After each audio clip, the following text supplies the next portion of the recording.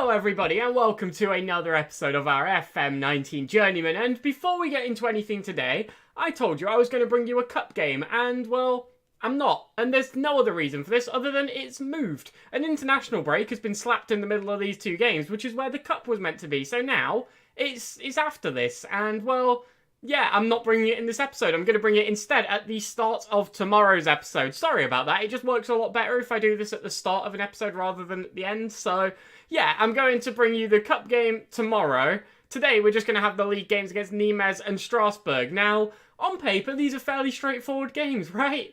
Yeah, on paper.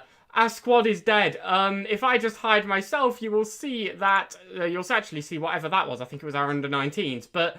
Schilling is injured, Bordas is suspended, Gransar is suspended, Cedric Horn's still injured, Zacharias Antonio injured on the bench. Yeah, we are missing a lot. So Passu has dropped into the anchorman role, Parmentier is playing as the Segundo Volante, Diabate is playing as the central defender, Vidal is still at right back, and Mulenda has came in at the right wing. This entire right side here is just not normal. It's just not what we normally play.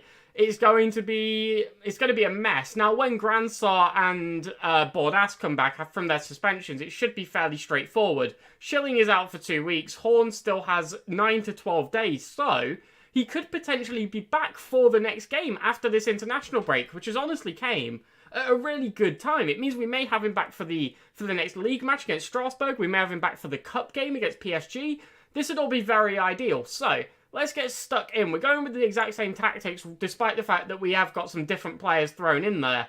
It's just been working, so yeah, after a 3-0 defeat, ideally, I didn't want to change anything, but, well, we've kind of had to, as they have, well, it's always the same, isn't it? It's the same formation as us. They just copy us. So, we'll hand over to the assistant. He got 3. He did okay. He's not doing well lately, is he? He's just a little bit, he's not great. Noé da Silva, who is he? He's good, actually. Yeah, he's quite good. I'm very pleased to see this deal has been tied up. Sure. Let's get in the way. I don't even know who he was, to be honest. I don't really check my youth as much as I should, other than when it's been intake day. By the way, we've had intake day. It was very, We've got a free kick. Marietti's going to take. He tries to curl it in. Parmentier tries to rise, but... the keeper does manage to gather it up. Is this going to continue? I think it will. That would have been a very pointless highlight if it doesn't. As Vidal is now on the ball, can we maybe create something from this? This right side isn't really where I want to see things. We've got very much a second string out there. We try to flick it over to the left, but Diabate just kind of gives it back to them. We're putting the pressure on, and they're forced to play another long ball. But we just can't find Marietti there. Diabate's header just falling to them. As they play a ball forward, they strike, and, well... Is it counting? The referee's reviewing VAR. I think that was on, personally. I thought that was a perfectly legitimate goal. He looked like he just broke through our backline. So, well, we'll have to see. But by my book, that was perfectly fair. Maybe? I mean, we're lining up. It's confirmed. Yeah, I was going to say, there didn't look to be anything wrong with that to me. I definitely don't think it was offside. That would have been incredibly harsh. I mean... it was kind of close, I guess. It was kind of... I can see why they reviewed it, just to make sure, but... yeah, it's 1-0 to them. We've got time to bounce back. Hopefully we can do so, but, well, it was Diabate who gave the ball away twice. The inexperienced players really showing through here as they strike a free kick into our wall, but do manage to get the ball back. That guy's name is basically Premier League. That's, well, fitting, really, isn't it? But if he didn't end up being a footballer, that would have been very disappointing. As well, we reclaimed the ball. We're going to look to try and build something. Remain to Parmentier. We're going down the left side. This is what I want because... well, that's where we've got our better players, I say, as Asay gives it away for free. I say as Asay gives it away. That's a really confusing sentence. But they're coming forward again. We gave the ball away for no reason. They strike, and that is an absolute hammer of a shot. Nîmes 2-0 up. They're actually going to push us out of the Europa League spots if this carries on. We need to change something tactically while this goes on. In possession, I want to focus play through the middle because our flanks are not doing a lot right now, so... where's the confirm button gone? I'll figure this out. We've got a goal kick. Maisonio plays short to Remain. We need a goal back. I don't want to go into half-time 2 goals down. That would be absolutely devastating. But so far, it's looking like it's going to be the case, unless we can create something soon. Mulenda on this right-hand side tries to take on the defender, but gets absolutely robbed by Traore with a wonderful tackle there. they're back on the ball and they're going to look to come forward again. Premier League passes to Marcus. I want to nickname him. He's not even our player and I want to nickname him. But they're gonna pass. It's a great strike. My Sonny there with a wonderful save. But just no one reacts. No one pounces on the loose ball. We do eventually get on the end of it thanks to a deflection. But is this going to continue? Really? Diaby's on it, sprinting forward. Passes it to Kiefer. We're struggling here big time. We've got a lot of players out and it really is showing. They're working it around our box completely for free. We just cannot put the pressure on. We cannot get it back. Finally, the highlight ends and we are just getting absolutely peppered. They've got a free kick. Denor flicks in. They head just over. Thankfully, not another goal for them. We are really struggling here. I don't really know how to fix it. We do have a corner. Assay's going to flick in towards the back post. Parmentier is on it. Can we find anything? Diabate strikes! And well, the substitute centre-back, the backup, the young player, manages to smash the ball in from the corner. Wonderful. Brings us back to 2-1. And it literally just, Parmentier here knocks it to him. I thought he was going to try and work it or something, but no, it's a wonderful strike. It's a great finish. And it puts us back in this game at 2-1. Highlight straight from kickoff. Please don't be in their favour. Can we snatch this? They play forward. Hold on, we win the header, but it falls to them. They're looking to push forward here. The pressure is on. We need this ball back, and we need it now. Oh, no, they've played it down the right. They've got so much space. Quamena can't close the gap, but Mysonio manages to save the header. Great work from him there. Will this continue? Parmentier on the ball, flicks forward. Stefan can't get on the end of it. Marietti just heads it back to them. Oh, this is not looking clean. We're really just struggling to work the ball. Our passing is dreadful. They strike and, well, fortunately only hit the post. That's out of play. That's nonsense. That was definitely out. I could see that from here. But we're just struggling. Like, simple passes just aren't coming off. There's just no fluidity between the team at all. The chemistry just is not there. And it's costing us big time. It's not even like a drop-off in the quality of players, because it's not that big. The issue is just the players aren't used to playing together, and it's really hurting us. Diabate is currently our best player, which is very odd, but I'm not happy with that performance. Aggressively, show me something else. They all look fired up, motivated. That's what we need. But we need that reflected on the pitch. We need another goal. We need to at least fight for a draw from this game. 56 minutes in and just not a lot is going on. So I'm going for Bakwa on this left-hand side for Assay. Having a poor game on a 6.3 rating. So let's get it changed up and hopefully this can have a good impact and try and find us the goal we so desperately need. We are still seeing absolutely nothing and I really don't know what the answer is. I'm tempted to go for Preti up top, but Stefan's not necessarily playing badly. Marietti's low on fitness. I'm going to go for Preti for Marietti, I think, and just try something different, just something to get it working. I'm going to go for a double advance forward and just really try to get the ball to these strikers and just try and find something. They've got a throw in here. We need to win this ball back and try and create a chance, but they're the ones playing it forward. They're through on goal. Kiafa strikes. It's a great save by Mysonio, keeping us in this game. 2-1 to them still, but we need to win this. We need a counter-attack, hopefully soon. But Bakwa manages to get clear of the danger, which is fair, but we need something in our favour. Another corner for them. Denore flicks it in. We rise. We get clear, but they strike, and that is the game. That has to be. To get 2 goals from here would be incredibly difficult. And Moussa Diaby puts them 3-1 ahead, and I don't want to see it again. I'm not going to lie. I don't. Pasu's had an absolute shocker out there. He's on a 5.9, and it's been a disaster. A lot of players out will do this to you, and I think it would be harsh to sort of beat ourselves up over this one, really. It's one of those. We've got so many players out. Like, what, 4 first-team players? 5 first-team players? It's ridiculous. I think it is 4. I think I was right the first time. But aggressively, far from pleased. Let's just shout at them, get that motivated, which we know's there. International break now. I'm just going to holiday through this, and, well, I'll meet you at the other side for the game against Strasbourg, where hopefully we can beat up bottom of the league to sort of, well, just cleanse ourselves of that. Now, the only positive, really, before we do that, to take away is that we are still in 6th. We're still in the Europa League spot. Nimes have dropped off recently, which really meant they couldn't get there. It's let St. Etienne catch up to be within a point of us, but that's not the end of the world, really. What did Rennes do? I think Rennes had quite a difficult game. Yeah, they had PSG and they lost 2-0. So, well, we're still in 6th. For now, we are still there. We just need to stop pulling the results out and make sure we can maintain that. So, here we are for game number 2. We have had the international break, and, well, there's some weird stuff going on. First of all, most of the injuries are back. Derek Assay picked up a knock, but He's basically through rehabilitation. He's basically back to full training. He's going to be playing today.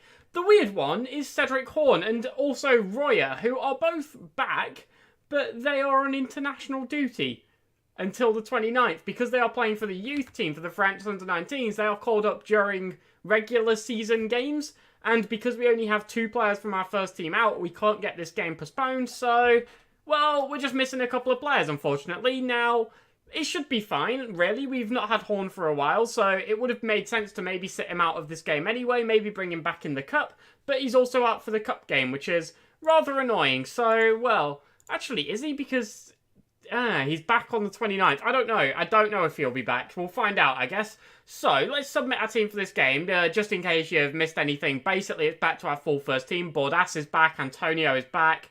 Clement Vidal is still there at right back. Gransar back in the side today. So, hopefully, we can have, well, a better performance than that last one, which was, frankly, just unacceptably bad. They come out with a 4-1-4-1. And, well, we just need to beat them, really, don't we? We just need to... These aren't very good. We've beat them twice already this season, once in the league and once in the cup. I expect nothing but a win. 4 players reacting well to that, with the assistant getting a 5th. So, well, that's better than the 2s and 3s we've been having from the assistant lately. I'm delighted for Marietti. It's a great opportunity to take from Malaise. What does Patrick Ayotte want? There's not a lot to say at this stage. He wants a contract. I'm not sure. They've got a goal kick here, and they're going to look to pump up, but Romain wins the header well, only finds them, though, with that headed clearance, so they're looking to push forward. Willock on the left-hand side, they're struggling to find any space. We're pressing well, but they are retaining possession of the ball, and that is a great opportunity, but, well, the shot from very far out was easy for Myconial to deal with. But they carved out a good bit of space for themselves there, but we did, in general, a good job of pressing, a good job of making it hard for them. 0-0 at half-time. This is boring, really, isn't it? So, well, passionately, no.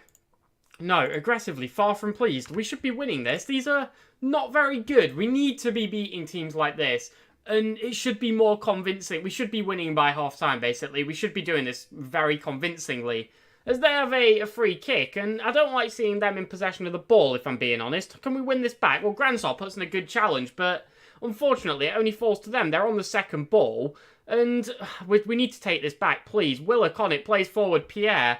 We're really struggling here. They're passing it very well, despite our pressure, which is quite good.